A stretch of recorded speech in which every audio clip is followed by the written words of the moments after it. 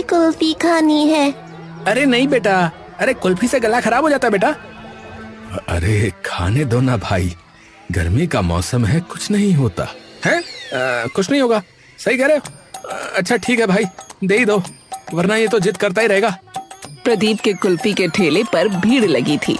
खास तौर पर बच्चे तो दीवाने थे उसकी कुल्फी के। पर उसी रात अचानक पापा, मम्मी। हाय मेरा बच्चा, क्या हो गया इसे? आपका बच्चा भी बीमार है बहन जी। मेरा राजू भी शाम से खांस रहा है। अरे मुझे तो लगता है कि ये सब उस प्रदीप की कुल्फी खाने की वजह से हुआ है। हाँ सही कहते हो, गांव में इतने बच्चे एक साथ बीमार पड़ रहे हैं, सबने वही कुल्फी खाई है। प्रदीप का कुछ करना पड़ेगा। हाँ हाँ कुछ करना पड़ेगा। हाँ कुछ करना ही पड़ेगा।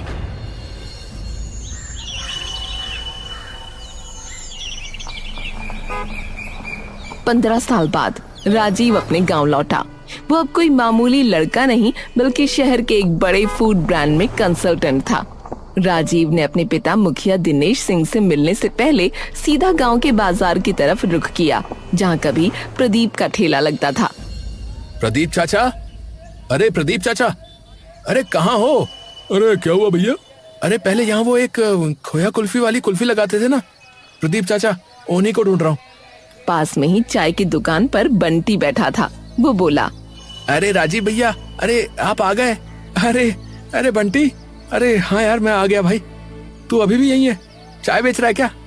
चल सही है सही है। अरे मैं तो प्रदीप चाचा की वो खोया वाली कुल्फी खाने आया था। प्रदीप चाचा? अरे राजीव भैया, आपको किसी ने बताया नहीं क्या? वो खोया कुल्फी वो तुम्हारे जाने के कुछ समय बाद ही बिकना बंद हो गई थी। अरे पर ऐसा क्यों? अरे अब क्या ही बताऊं, बच्चे बीमार पड़ने लगे थे उससे। शायद प्रदीप चाचा ने उसमें कुछ। राजीव ऐसे हिल गया मानो कोई भूकंप आया हो। अरे ये क्या बकवास कर रहा है तू बंटी? क्या मतलब बच्चे बीमार पड़ गए? अरे पागल है क्या तू? मैंने भी तो खाई थी वो कुल्फी और रोज खाता था यार, मुझे तो कभी कुछ नहीं हुआ। अरे अरे भैया आपको कुछ नहीं हुआ ना? आपको कुछ नहीं हुआ, मगर सुमन नाम की एक छोकरी, उसे हुआ, और एक लड़का। नहीं नहीं, ये सच नहीं हो सकता। प्रदीप चाचा तो वो तो अपनी कुल्फी खुद खाते थे, वो कभी ऐसा नहीं कर सकते। अब जो हुआ सो हुआ भैया। उसके बाद फिर पुलिस आई, ठेला उठा के ले गई और प्रदीप जी को जेल हो गई। 1 महीने के बाद आए वो फिर, और जब छूट के आए तो उनकी कुल्फी बिकनी खत्म ही हो गई, और उसके बाद फिर उनका घर खत्म हो गया। अब तो जो है वो कहीं मजदूरी करते हैं। अरे नहीं भैया नहीं, ये सब बकवास बात है। उसे जो है फंसाया गया था भैया। बच्चे तो गंदे पानी की वजह से बीमार पड़े थे। हाँ अच्छा, तो पानी भी तो सबने पिया था ना, तो बाकी सब बीमार क्यों नहीं पड़े? बोलो। भैया तो कुल्फी भी तो बड़े लोग खाते थे कि नहीं खाते थे हैं? तो बच्चे ही सिर्फ क्यों बीमार पड़े? ये सोचने वाली बात है कि नहीं है? आप बताओ राजीव भैया। है राजीव का दिमाग सुन्न हो गया। उसने बंटी से प्रदीप का पता पूछा और वहां से निकल गया। मुझे यकीन नहीं हो रहा है, ऐसा भला कैसे हो सकता है? मैं प्रदीप चाचा से खुद मिलकर सच का पता लगाऊंगा। राजीव को प्रदीप का घर ढूंढने में 2 घंटे लग गए। गांव के आखिरी छोर पर उसकी टूटी हुई झोपड़ी थी। दरवाजे पर एक दुबली पतली औरत बैठी थी, जिसके चेहरे पर थकान साफ लिखी थी। वो थी प्रदीप की पत्नी नैना। अरे नैना चाची, प्रणाम।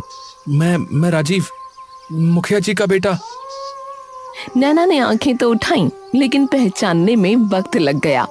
उसकी आंखों में एक चमक आई, जैसे बरसात में सूखी नदी में पानी की एक बूंद गिरी हो, और फिर वो चमक बुझ गई। अरे तुम तो शहर गए थे ना, अच्छे से रहते हो? हाँ चाची, ठीक हूँ। प्रदीप चाचा कहाँ हैं? तभी अंदर से खांसी की तेज आवाज आई। प्रदीप बाहर निकला।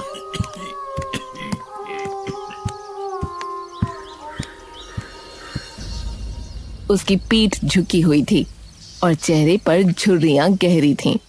अरे राजीव बेटा, अरे अरे तुम तो काफी बड़े हो गए बेटा। अरे कितने साल हो गए। आओ आओ। राजीव की आंखें भर आईं। चाचा, आप इतने कमजोर कैसे हो गए? आप तो वही हो ना जिसकी खोया कुल्फी के लिए पूरा गांव पागल रहता था। छोड़ो कुल्फी की बात। ये बताओ तुम कैसे हो? अरे मैं ठीक हूँ, आप बताओ। मैंने सुना आपको जेल वेल हो गई थी और हाँ बेटा, अब तो हाल ये है कि मेरी बेटी सुरीली का ब्याह तक नहीं हो पा रहा, क्योंकि कोई लड़के वाला ये नहीं सुनना चाहता था कि उसके ससुर जेल जा चुके हैं।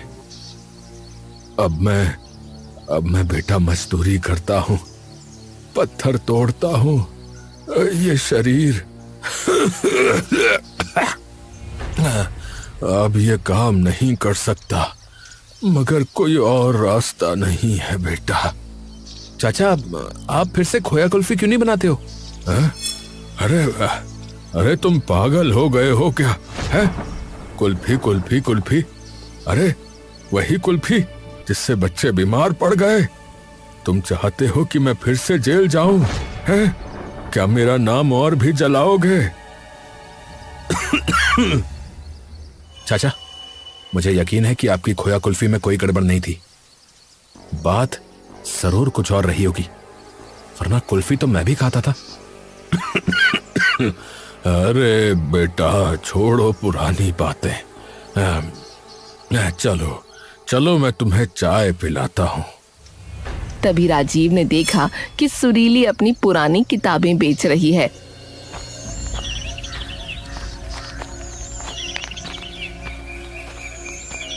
अरे सुरीली, ये किताबें क्यों बेच रही हो? पिताजी की दवा के पैसे नहीं हैं और माँ को दूध चाहिए।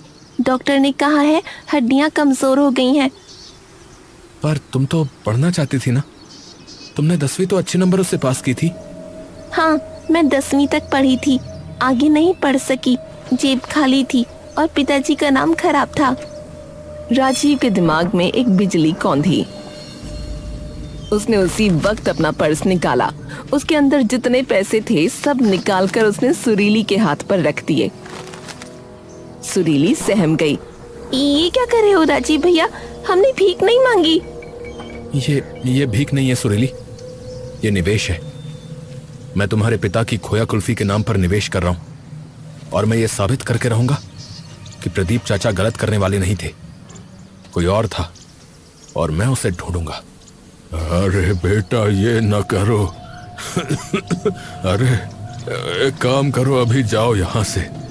तुम हमारे लिए ये सब क्यों कर रहे हो बेटा? मैं ये आपके लिए नहीं, अपने लिए ही कर रहा हूं। उस कुल्फी से मेरा बचपन जुड़ा है और मैं अपने बचपन को बचाना चाहता हूं। राजीव ने तय कर लिया कि वो प्रदीप को फिर से खोया कुल्फी बनाने पर मजबूर करेगा।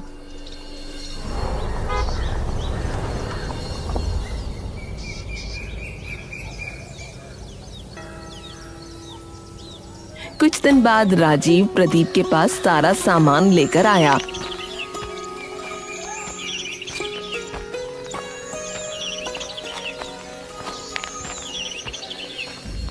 घी, दूध, केसर, इलायची लेकर आया।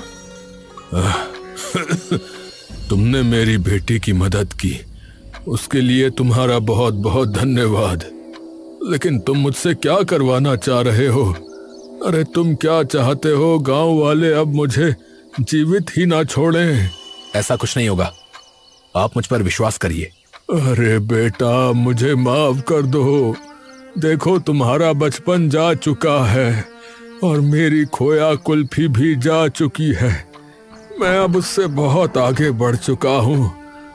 तुम भी आगे बढ़ जाओ बेटा। चाचा, मैं जानता हूँ आपके दादा ने यह रेसिपी 60 साल पहले बनाई थी। आपके पिता ने उसे संभाला और आपने उसे आगे बढ़ाया।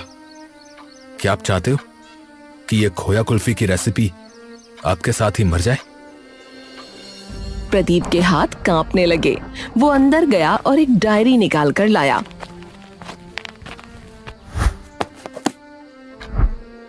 उसने पहला पन्ना खोला तो उसके पिता की लिखावट सामने आई। और उसे देखकर वो रोते हुए बोला, मेरे पिता ने कहा था खोया कुल्फी सिर्फ मिठाई नहीं है, ये मिठास बांटने का जरिया है। और मैंने अपने पिता का नाम दागदार कर दिया बेटा। उनका नाम जहर खुरानी से जोड़ दिया गया। मैं कैसे उनका सामना करूंगा राजीव? नहीं चाचा, आपने ये नहीं किया। कोई और ही था जिसने ये किया है और मैं उसे ढूंढ कर निकालूंगा। लेकिन पहले चलो एक बार फिर से खोया कुल्फी बनाते हैं। ठीक है बेटा, तुम्हारे लिए बस एक बार। अगली सुबह तैयारी शुरू हुई। यही वो दूध है जिससे मेरे पिता खोया कुल्फी बनाते थे। तुम्हें कैसे पता? तुम ये कैसे ले आए? बस अंदाजे से। मैंने कुल्फी बनाई ना सही, पर खाई खूब है चाचा। अब शुरू हुआ असली जादू। प्रदीप ने सबसे पहले दूध को मिट्टी के बर्तन में उबाला, धीमी आंच पर घंटों तक। जब तक दूध आधा न रह गया तब तक वो उसे चलाता रहा। फिर उसमें ताजा खोया डाला और लगातार चलाता रहा। खोया धीरे धीरे दूध में घुल गया और मिश्रण गाढ़ा होने लगा। तब उसने केसर के धागे और हरी इलायची के दाने पीस कर डाले। राजीव ने देखा कि प्रदीप के हाथ कांप रहे थे। आप घबराओ मत, मैं आपके साथ हूँ। हाँ बेटा, मैं जानता हूँ। फिर प्रदीप ने एक छोटी सी जड़ निकाली जो सिर्फ उसके पास थी। ये क्या है? ये संजीवनी जड़ है बेटा। यही तो वो जड़ी बूटी है जिससे हमारी कुल्फी इतनी मजेदार बनती है। इसे मेरे दादा ने खोजा था। ये आप क्या कर रहे हैं दादाजी? प्रदीप, ये मैंने कुछ जड़ी बूटियों को मिलाकर इसे बनाया है और मैंने इसका नाम संजीवनी जड़ रखा है बेटा। किसी दिन मैं कुल्फी में डालूंगा तो देखना, कुल्फी सिर्फ स्वाद के लिए नहीं बल्कि सेहत के लिए भी कितनी अच्छी हो जाएगी। आप कुल्फी बना रहे हो या दवाई? मैं ऐसी कुल्फी बना रहा हूँ जिसे खाकर दवाई खाने की आवश्यकता न पड़े। समझे बच्चू? प्रदीप ने उसे महीन पीस कर मिश्रण में डाल दिया। अब बस थोड़ा इंतजार करना है। सब्र का फल मीठा होगा बेटा। फिर जब खोया कुल्फी जम गई तो प्रदीप ने अपना पुराना ठेला निकाला। पहली कुल्फी राजीव ने उठाई। उसने कुल्फी को मुंह में रखा तो उसकी आंखें बंद हो गईं और एक लंबी सांस के बाद उसकी आंखों से आंसू छूट गए। चाचा, चाचा यही है वही खोया कुल्फी का स्वाद जो मैं 15 साल से ढूंढ रहा था। ये बचपन है, ये मिठास है, ये मेरी यादें हैं चाचा। अब लेकिन लोग इसे लेंगे नहीं बेटा। मेरा नाम वो दाग। लेंगे चाचा, जरूर लेंगे। दुनिया सच को कब तक ढक सकती है? सच में मिठास होती है। राजीव ने एक चुटकी बजाते हुए पूरे गले से चिल्लाया, लो आ गई प्रदीप चाचा की वही खोया कुल्फी जो तुम भूल गए थे। वही केसर वाली, वही इलायची वाली, वही मलाईदार खोया कुल्फी। आवाज सुनकर आसपास के लोग इकट्ठा हो गए। पहले तो सब हैरान हुए, फिर एक आवाज आई, अरे ये तो वही है ना जिससे बच्चे बीमार पड़ गए थे? हाँ, बीमार पड़ गए थे। लेकिन क्या तुम में से किसी ने खुद देखा कि उन्होंने क्या खाया था? क्या कोई डॉक्टर था वहां? क्या कोई रिपोर्ट है? मैं आज यहाँ पर खड़ा हूँ और ये खोया कुल्फी खा रहा हूँ। मुझे तो कुछ नहीं हो रहा है। मैं गारंटी देता हूँ ये खोया कुल्फी शुद्ध है। एक बुजुर्ग हाथ में लाठी लिए आगे बढ़ा।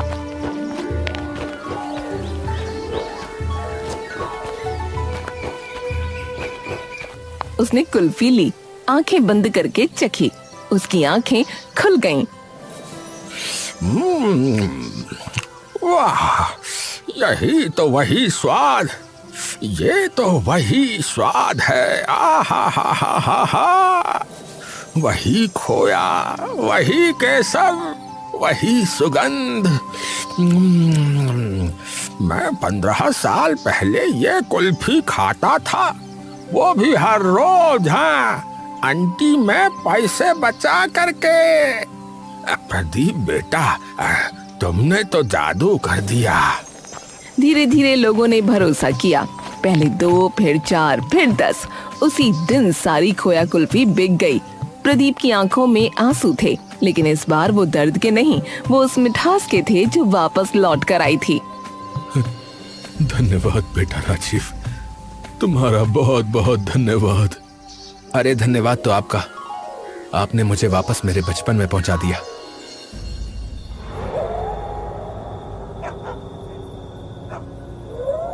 रात को राजीव घर लौटा।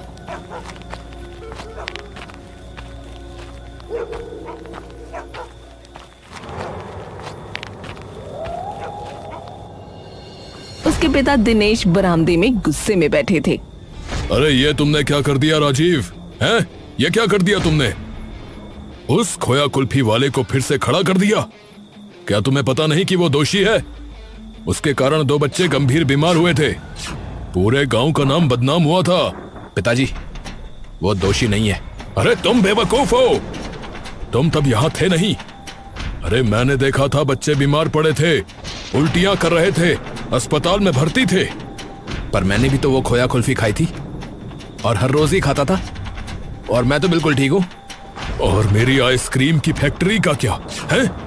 कैसी बातें कर रहे हो आप? एक ठेले से आपकी फैक्ट्री पर क्या असर पड़ जाएगा है? तभी राजीव का फोन बजा। उसने फोन उठाया तो उसकी जान सूख गई। दूसरी तरफ से सुरीली चिल्ला रही थी, राजीव भैया जल्दी आओ, पिताजी का एक्सीडेंट हो गया है, ठेला टूट गया है, सिर में गहरी चोट लगी है, खून बह रहा है, जल्दी आओ। राजीव ने बिना एक शब्द कहे फोन काटा, कार की चाबी उठाई और बिजली की तरह बाहर निकल गया। मुखिया वहीं खड़े रह गए।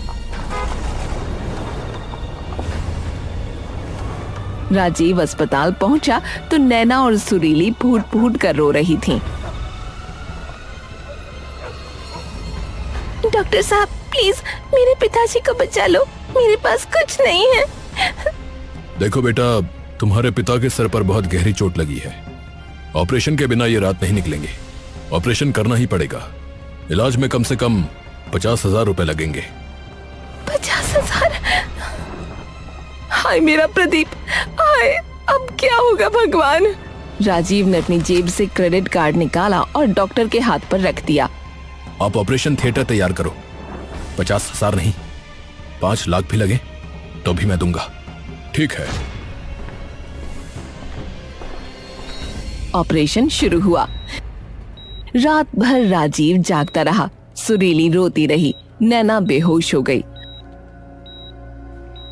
सुबह डॉक्टर बाहर निकला।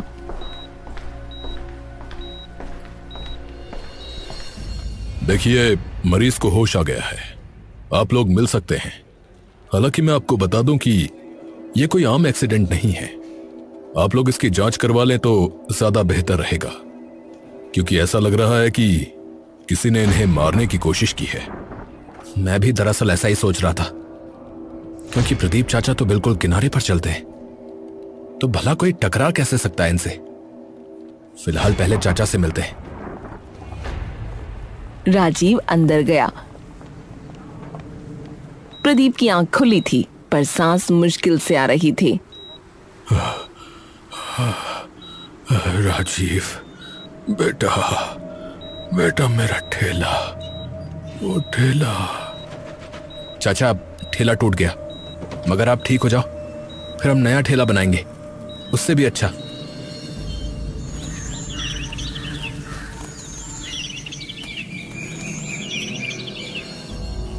अब नहीं होगी कोई खोया कुल्फी, ये सब कुल्फी की वजह से ही हुआ है। नहीं माँ, खोया कुल्फी खत्म नहीं होगी, मैं बेचूंगी। तो लोग क्या कहेंगे? तेरे बाप का नाम और कमाएगी क्या? मुझे लोगों की परवाह नहीं है माँ, मुझे अपने परिवार की परवाह है। पिताजी की खोया कुल्फी हमारी पहचान है, मैं वो पहचान वापस लाऊंगी। अगले दिन राजीव ने सुरीली के लिए एक नया ठेला लगवाया। सुरीली ने खोया कुल्फी बनाई, फिर उसने ठेला उठाया और बाजार की तरफ चल पड़ी। एक लड़की कुल्फी बेच रही है। ये दृश्य गांव के लिए बिल्कुल नया था। लोग तमाशा देखने आए। अरे देखो देखो तेरे बाप ने जो कारनामे किए थे, क्या अब तू भी वही करेगी है? चुप कर, खुद तो बेरोजगार है, मुझे सिखाने चला है। बाजार में शोर मच गया। कोई बोला बेहुदा औरत, कोई बोला इसके बाप ने पूरे गांव को बीमार किया था, कोई चिल्लाया संस्कृति खराब कर रही है। मेरे पिता ने कुछ नहीं किया था, उन्हें फंसाया गया था।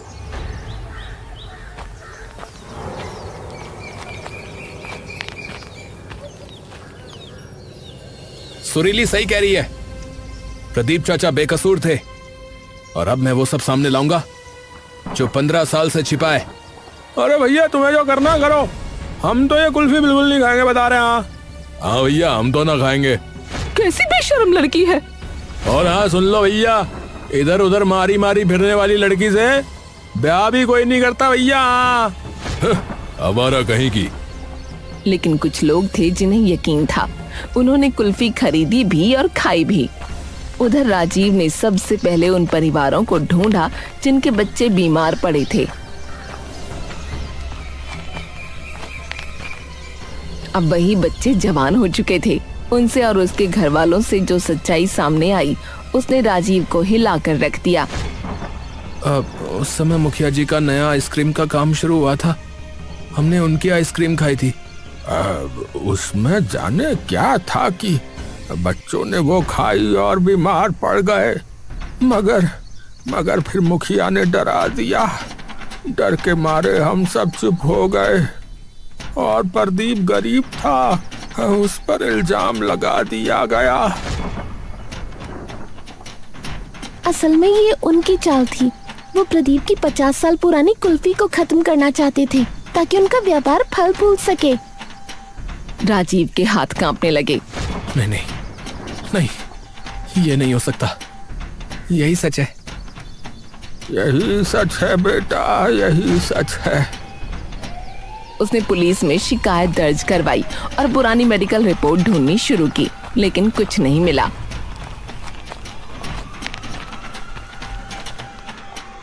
इंस्पेक्टर साहब, वो इतना बड़ा केस था जिसमें प्रदीप को जेल भी हुई थी, उसकी कुछ रिपोर्ट क्यों नहीं है? सच बताइए, वरना मैं पूरे थाने पर केस कर दूंगा। अब देखिए, रिपोर्ट इसलिए नहीं है क्योंकि कोई रिपोर्ट थी ही नहीं। मुखिया जी ने रिश्वत देकर पूरे थाने का मुंह बंद करवा दिया था, उन्हें अपना बिजनेस चलाना था। राजीव गुस्से में अपने घर के बाहर पहुंचा और चिल्लाने लगा।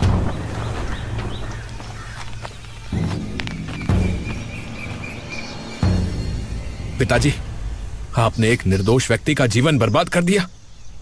उसकी पत्नी बीमार पड़ी, बेटी का ब्याह रुक गया, उसका नाम कलंकित हुआ, और सब इसीलिए कि बस आपको अपना बिजनेस बढ़ाना था। अरे राजीव, अरे क्या बक रहे हो हैं? चलो चलो अंदर चलो। पहले बताइए कि आपने ये क्यों किया? क्यों अपना धंधा चलाने के लिए बच्चों की जान से खिलवाड़ किया? अरे भाई, मैंने कहा ना कि मैंने ऐसा कुछ नहीं किया, तुम्हें जरूर कोई गलतफहमी हुई है। अरे राजीव, अरे पूरा गांव जानता है, बच्चे प्रदीप की वजह से बीमार हुए थे। हाँ। तभी अचानक प्रदीप सुरीली के सहारे आया और बोला,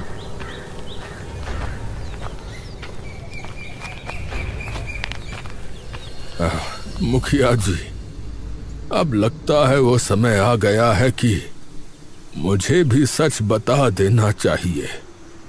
कैसा कैसा सच? उस समय सारे बच्चों के साथ मेरी बेटी सुरीली भी बीमार हुई थी। तब नए मुखिया जी के पास मैं पहुंचा और मैंने उनसे कहा कि मुझे मालूम है कि ये सब आपने किया है, क्योंकि मेरी कुल्फी से तो कोई बीमार पड़ ही नहीं सकता, और आपने अभी अभी आइसक्रीम का धंधा भी शुरू किया है। मैं सब समझ रहा हूं। तब मुखिया जी ने मुझसे कहा कि मैं तुम्हारी बेटी का इलाज करवा सकता हूं, वरना वो मर जाएगी। अब बताओ, तुम्हें सच ज्यादा प्यारा है या अपनी बेटी? तब मैंने अपनी बेटी को चुना, अपनी बेटी को। लेकिन उस समय के चेक की कार्बन कॉपी अभी भी मेरे पास है, जिस पर मुखिया जी के हस्ताक्षर हैं। ये देखो। वो चेक सबने देखा और राजीव के साथ साथ पूरा गांव हैरान रह गया। हाँ, तो क्या हो गया? अरे राजीव, मैं तेरा पिता हूँ और तू मुझे ऐसे देख रहा है? आप मेरे पिता थे आप।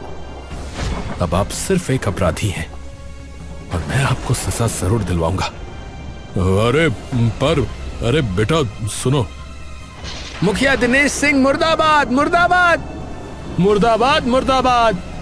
उसी समय राजीव ने मुखिया को गिरफ्तार करवा दिया। पूरा गांव देखता रहा। प्रदीप का नाम पूरे गांव में साफ हो गया। गांव वालों ने सार्वजनिक रूप से माफी मांगी। उसी शाम राजीव प्रदीप के पास आया।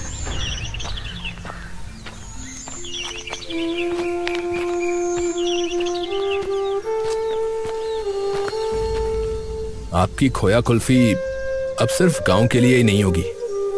मैं अपनी कंपनी में आपको हेड शेफ बनाऊंगा। पूरे देश में आपकी कुल्फी बेचूंगा, फ्रेंचाइजी खोलूंगा। बेटा, मेरे लिए तो इतना ही बहुत है कि तुमने मेरी जिंदगी बचा ली और मेरी इज्जत भी। बेटा। चाचा, एक और बात, मैं ना सुरीली से ब्याह करना चाहता हूँ। चाचा। सुरीली शर्मा गई और मुंह फेर लिया। तुम वही हो जिसने हमारी खोया कुल्फी को उसकी पहचान दिलाई। बेटा, तो तुम्हारे जैसा दामाद मुझे और कहाँ मिलेगा? तुम क्या कहती हो सुरीली बेटी? मुझे भी मंजूर है। और इसके बाद उन दोनों की शादी हो गई और उन लोगों ने मिलकर खोया कुल्फी को एक इंटरनेशनल ब्रांड बना दिया।